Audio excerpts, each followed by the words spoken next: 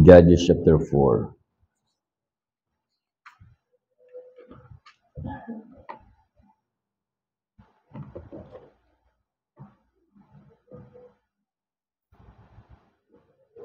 Verse 1 to 3.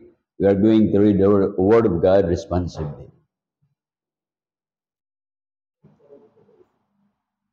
Judges chapter 4. And the children of Israel again did evil in the sight of the Lord when Ehud was dead.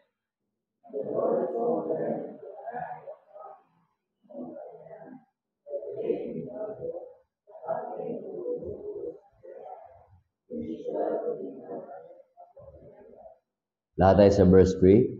And the children of Israel cried unto the Lord, for he had 900 chariots of iron, and 20 years he mightily oppressed the children of Israel. Tayo po yung manalangin. Heavenly Father, we thank you so much for the reading of your words. Bless us with your word tonight. At harinawa, kayo po'y mangusap sa puso't isipan ng bawat isa sa amin. Huwag kaming alis na hindi po namin taglay ang mga pagkapalang spiritual. Lahat na ito ang dadalangin, pinapasalamatan sa maraming sa pangalan ni Kristo Jesus, sa amin Diyos sa kapaligtas. Amen. Okay, please be seated. 20 years of oppression. Ito yon. Nangyari ito sa bansang Israel. Ang buhay Kristiyano, parang picture lang ito ng mga Israelita rin. Okay?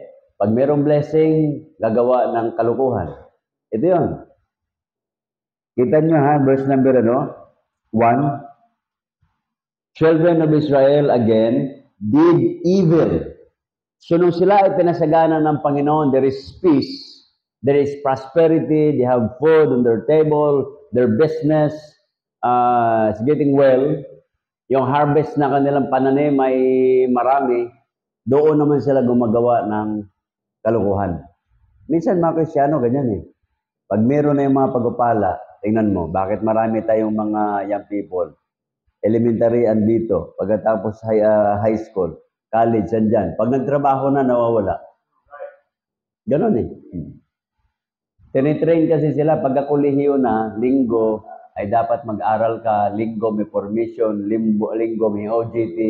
Pagka-graduate nila, wala na yun. Nakakalimutan na. Eh wala naman tayong mga educator na pagkalinggo dapat ay nasa sambahan. Yun po yung nangyayari sa sosyudad natin. Okay?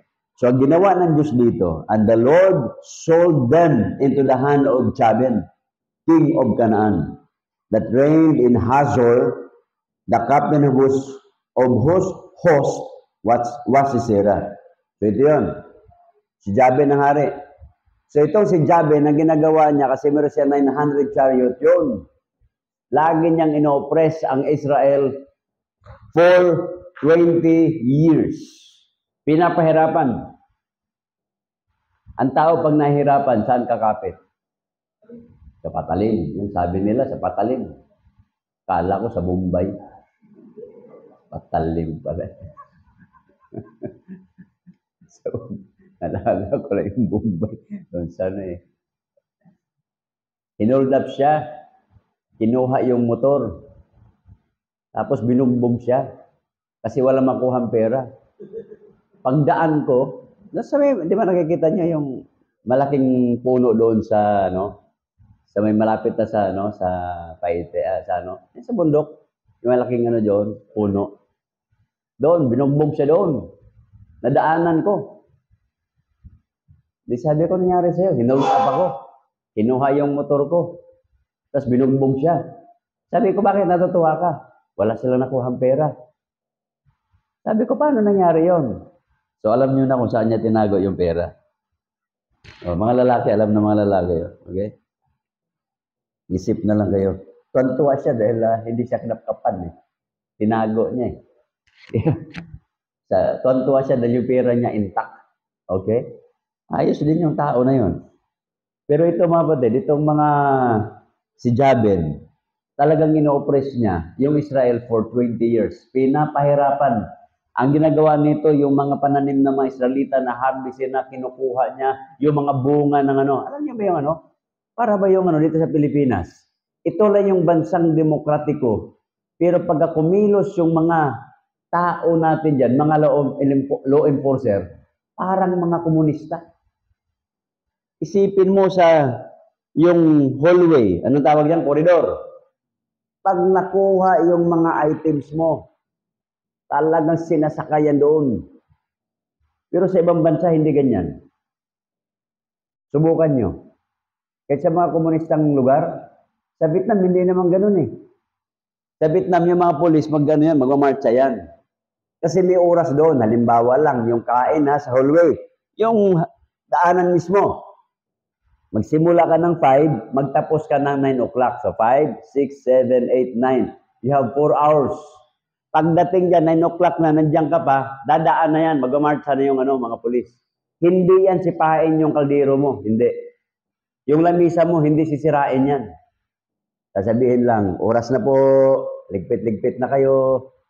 Pag nakita nila na medyo may edad yung tao, komunistang lugar, tinutulungan. Dito sa atin, umiiyak na yung matanda, di ba?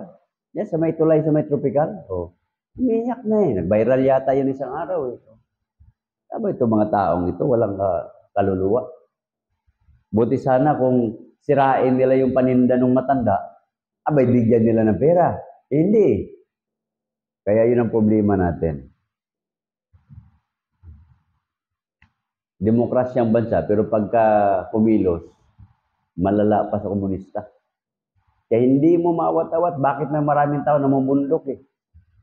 Kasi wala na silang pwedeng pagsumbungan eh. Wala sila ibang malapitan. Di mag-rebelde. Oh. Yun po yan. Kasi walang unawa ba? Okay? So dito mga kapatid, pagdating po ng itong buong chapter na ito, it's all about operation. Merong lumabas dito na leader si Barak. Okay? At saka si Deborah. Sa verse number 4, and Deborah, the prophetess, the wife of Lepidot, si Judge Israel at that time. Hindi ito Lepidot na yung sa fairy tale. Ay, manonood kayo ng mga fairy tale, yung mga super fairy ba yun? Mga lumilipad. Yung, basta nabanggit kasi ito doon, Lepidot eh. Oh, kaharian ng Lepidot. Hindi yan ha, tao ito. Okay. So, nangyari dito, si Deborah, tinulungan nito si Barak. Okay?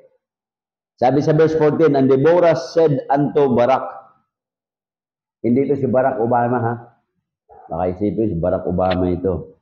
Up for this day in which the Lord shall deliver Sisera into thine hand, is not the Lord gone out before thee?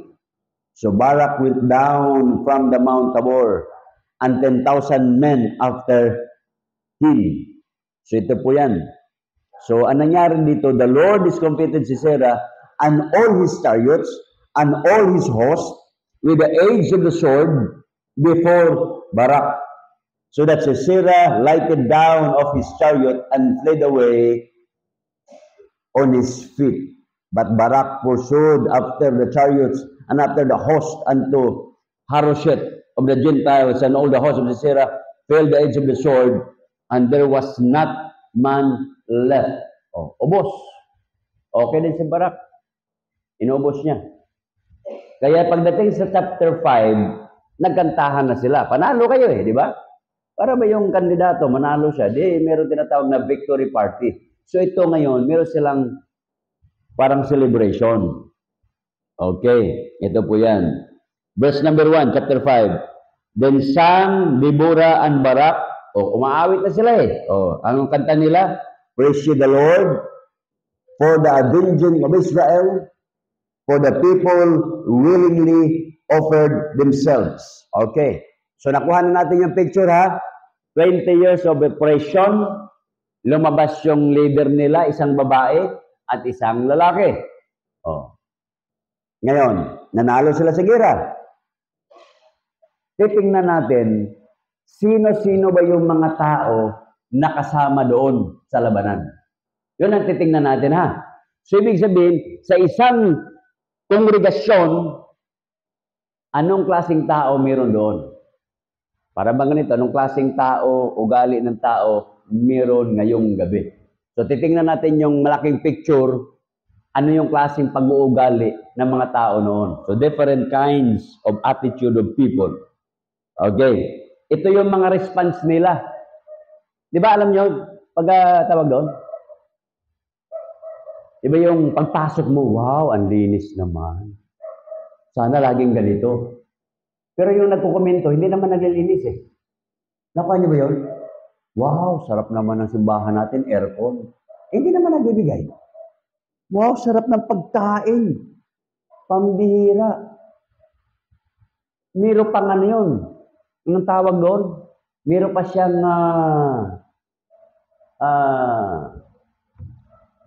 term na pinag-aralan. Ang tawag noon, silopene. Sinulupin ba? Parang ano yan, yung Sharon. Wala nang, diba? Wala nang binigay. Marami pang dinala. Oh. Merong ganong tao eh. Oh. Kain tanong araw, naubos kayo yung kaldero ni Pastor Bing. Kasi pati kaldero, dala pala, inuuwi. Pati kutsara. Kaya nagtataka ako, ang kutsara dito nawawala. Yung baso, alam ko, nababasag yun. Pero yung kutsara at tinidor, hindi ko maintindihan eh. Saan napupunta? Ha? Ha? Eh, sa bahay meron dalawa eh, galing dito eh. Paghugas ko kanina, hindi amin to. O, di ba? So, nadala ko sa bahay. Kung nakadala ko sa bahay, may tendency nakadala din kayo. Kaya ibalik natin ha. Kasi sabi ni Pastor Bing, mga kapatid, yung mga kubyertos po natin, ibalik po natin ha. Kung nahihiya kayo, ilagay nyo lang sa ibalot nyo lang sa karton at ilagay nyo dyan sa pintuan lang. Sa pintuan lang. Yung wala pang nakakakita. Okay din yung mga membro, nilalagay din eh. Kaso lang nga hindi na pwede kasi meron na CCTV. Ayos na yun. So ito mga kapatid, ano ba yung mga tao na yan? Verse 9. Chapter 5, verse 9.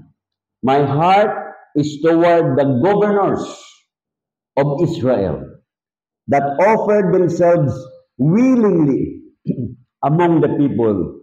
Bless ye the Lord. So makita natin dito una, yung word na yan, willingly. So una ugali ng tao, the willing.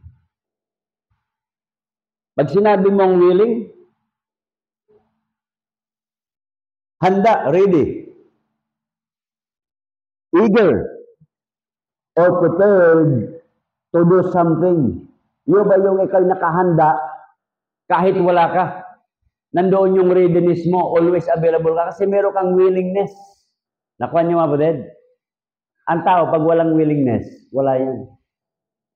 Kita niyo sa mga istribo ng mga sakyan, if there is a will, ano sunod? There is a way. Kaya kita mo yung mga jeep, kahit ano na, mayroong nakaharang na gano'n, gumaganyan pa doon sa ano. Okay din yung jeep na yun Oh, magaling. Kaya kasi tama naman yung sinabi niya, if there is a will, there is a way. Maakyat na doon yun. Tumatagilid eh. Oh. Ang lupit. Ganon din yung mga binata. If there is a will, there is a way. Okay? Palalo na pag nanliligaw. Manunuyo. Okay? So willing. Sino ba yung mga tao dito na willing?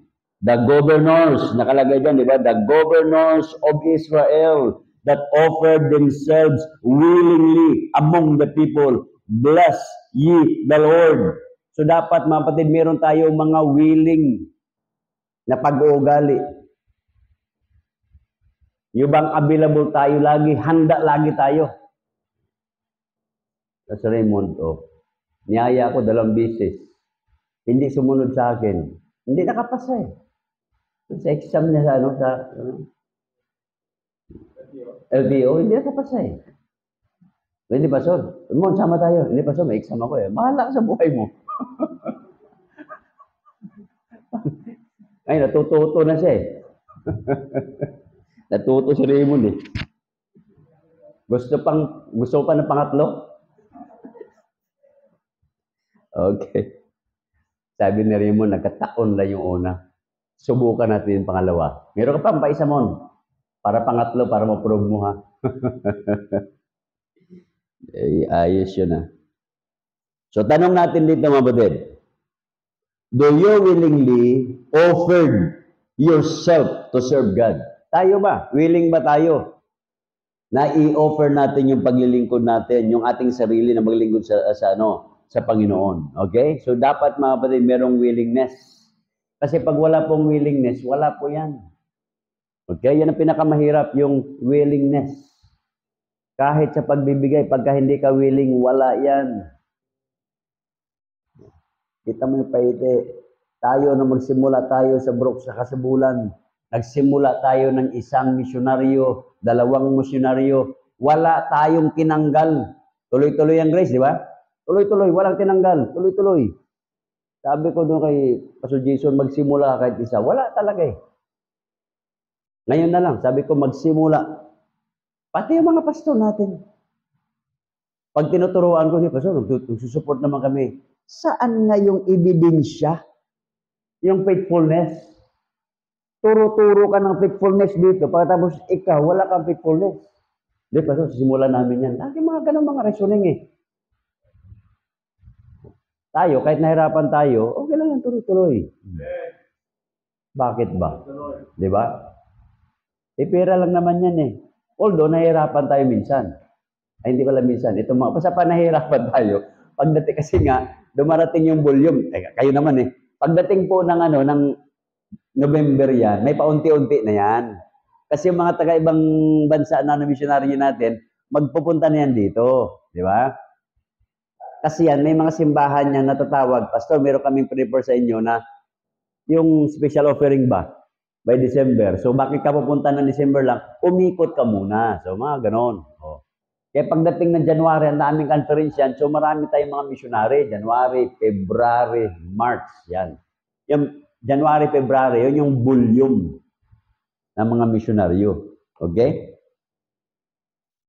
Iba mga membro, Pastor, parang wala naman. Yung sinasabi ko, parang hindi ko nakikita yan. Hindi ka na pre-meeting eh. Oh. Ba't hindi ko nakita pag linggo? Absent ka eh. Paano makita yun?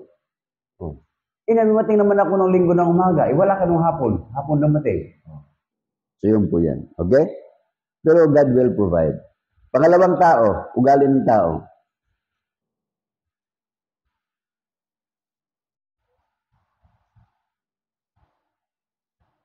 Verse 15.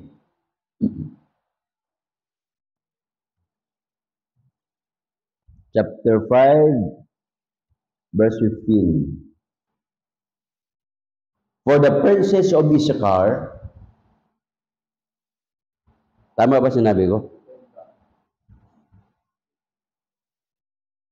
Where Deborah, even Issachar, and also Barak, he was sent on foot on the valley of divisions, for the divisions of Reuben, where there were great thoughts of heart. Tingnan yung word na For the divisions of Reuben, there were great thoughts of heart. Why abodest thou among the sheepfolds, to hear the bleating of the flocks? For the divisions of Reuben, there were great searching of heart. Anong meron dito? Itong si Reuben, he was divided. Nung nagtawag na ng tawag doon, ng gira, sundalo, ng mga helper, anong sinabi ni Reuben? Yung kanyang tribo. Ay, pag-usapan muna natin yan. Sabi ng iba, ay hindi, marami tayong trabaho, busy tayo eh. Doon lang sila sa kanila mga flocks. Kaya nakita niyo yung bleating of the flocks. So sa halip na tumulong, inuna yung trabaho. Ang masaklap nito, yung gumagawa ba ng excuse. Ito yun, mga tao na ito. Ang tawag dito, the uncertain. Yung una, the willing. Yung pangalawa, the uncertain.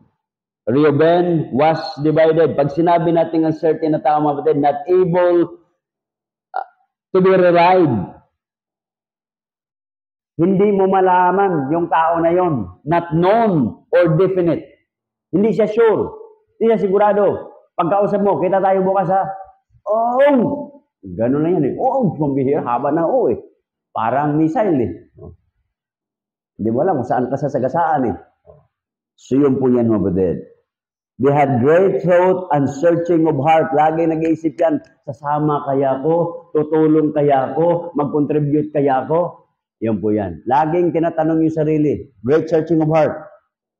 They stayed behind to do their own thing and make money. So nandoon lang sila habang may gera para palayain yung bansang Israel. Sila nandoon lang sila, busy lang sila magtrabaho para kumita ng sarili nila.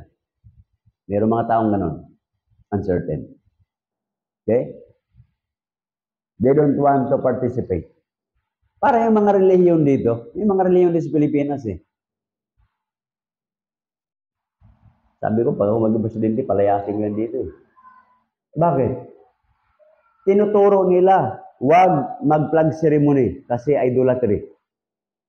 Hindi sumasaludo sa ano, tawag doon, sa flag ng Pilipinas kasi idolatry. Oh, ano ba? Hindi nila, yung mga membro nila, hindi nila pinasama sa mga pulis. And yet they enjoy the freedom of this country. Anong tawag mo doon sa mga taong yun? Tingnan nyo nga, i-enjoy lang nila yung freedom, pero hindi sila rumirespeto dyan. O kayo mga teacher, alam niyo yun, di ba? Anong grupo yan? Hindi ka sumasama sa flag ceremony yan eh.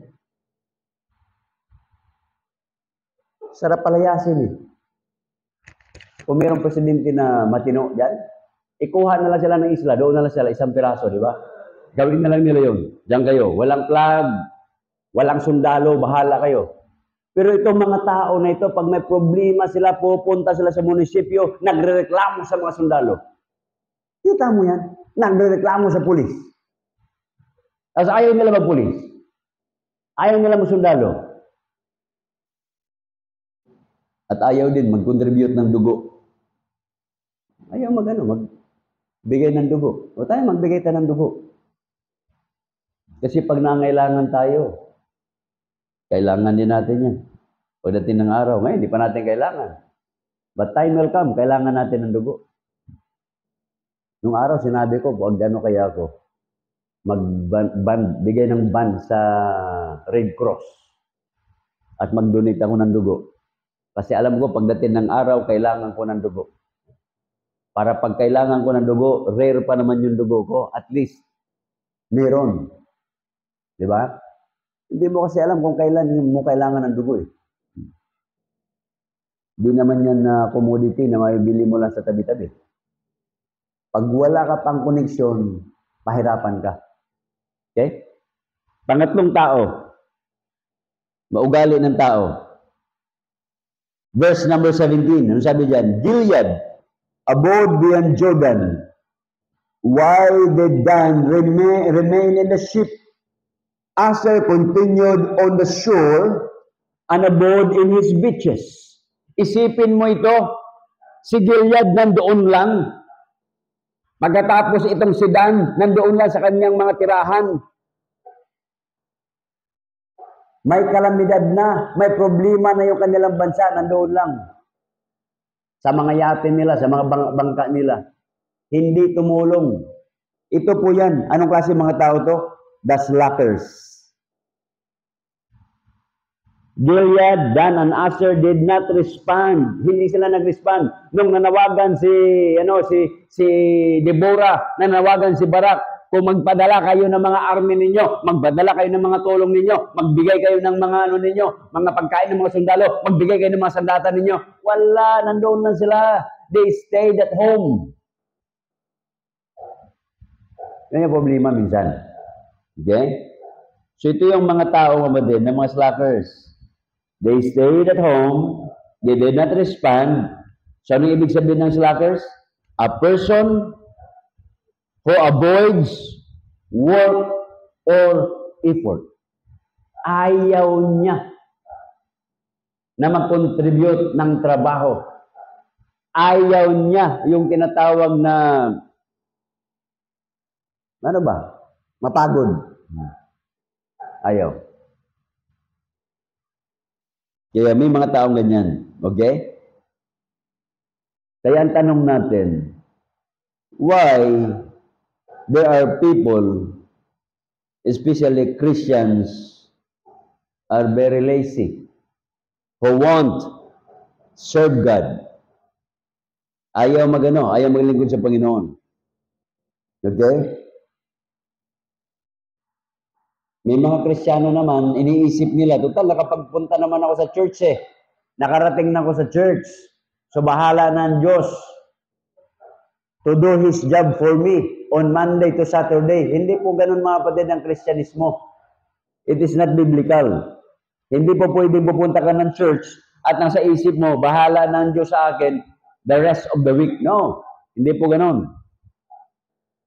Yung mga membro ni Pastor Padua, lahat ng membro dyan, 7 chapters a day. Dinabasa. Tayo nga, 7 verse, hindi. Wala eh. Verse lang yun ha, wala pa. Yan ang mahirap. Mga Koreano, 2 hours yan a day, nagbe-pray.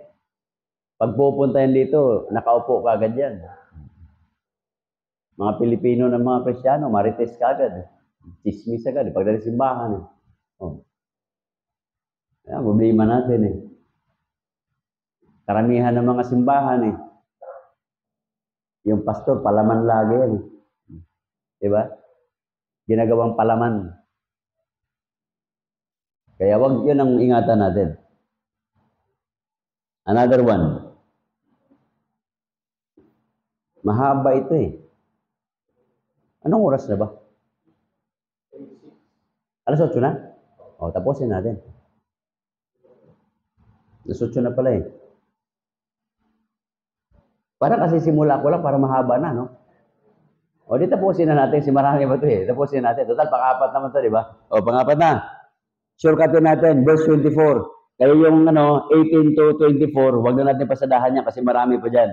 24 na kaagad. Verse 24, ano sabi dyan?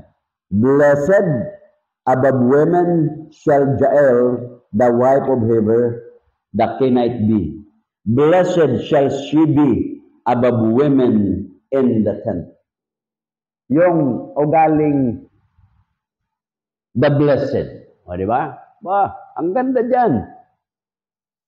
Sino to? Si Jael is blessed for ridding Israel of the tyrant Sisera.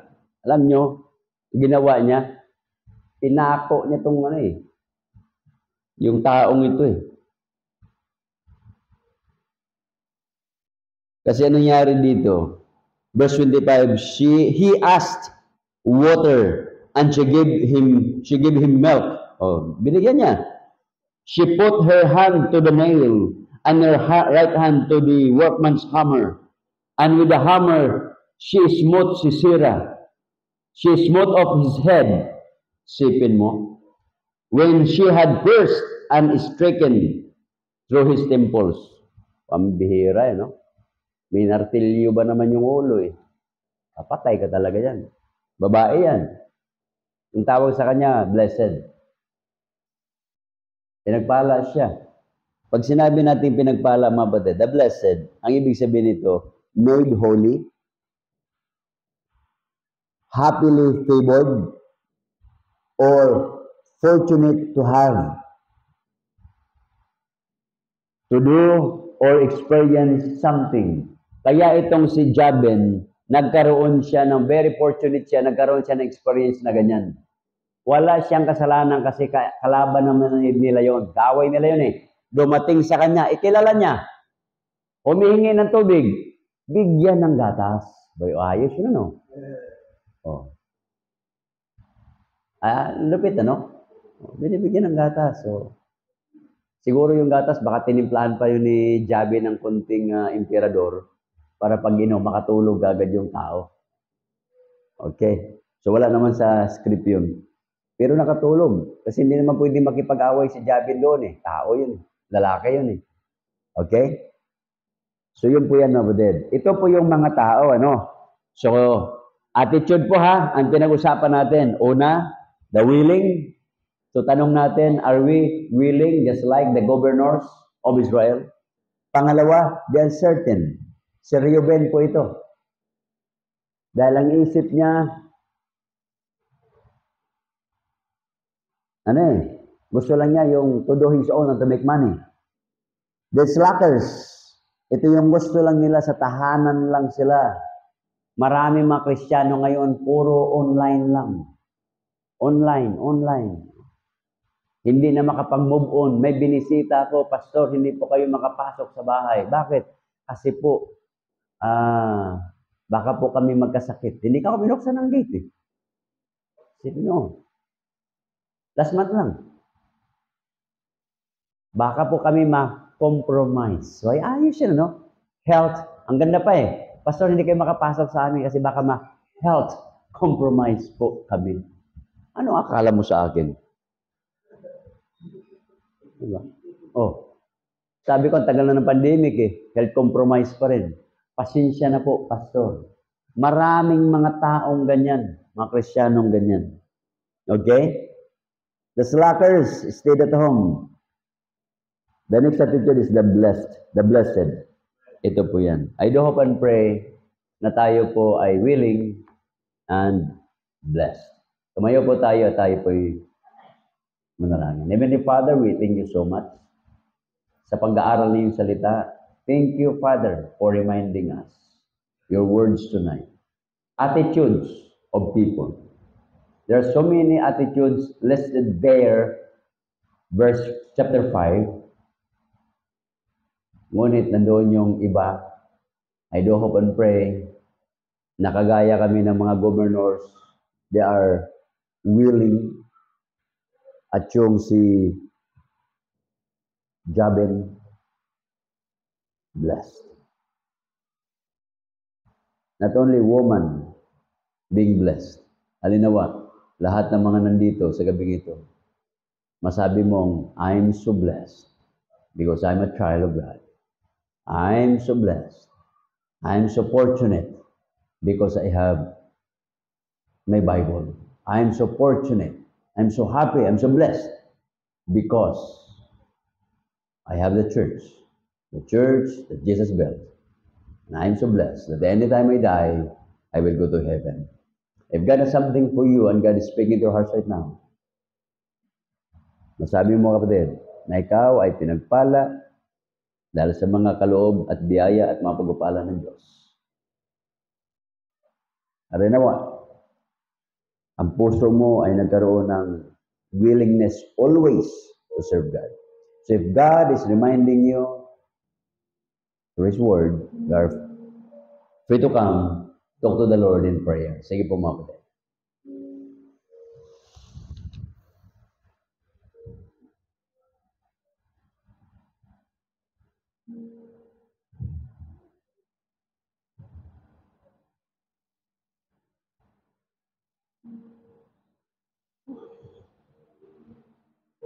Thank you, Father, for your words tonight.